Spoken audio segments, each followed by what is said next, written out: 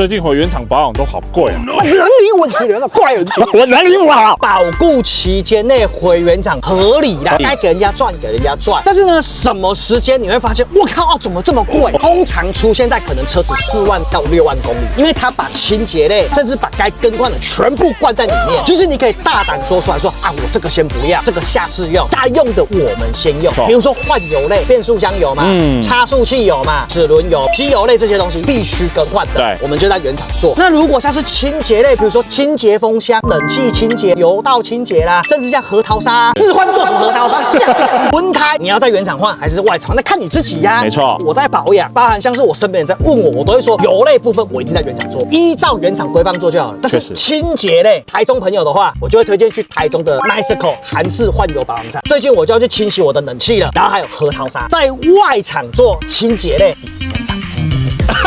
而且效果有没有也比较好。你是中部人，你也想做清洁类的项目，你可以搜寻台中的 Niceco 韩式换油保养厂，喜欢吗？下方留言。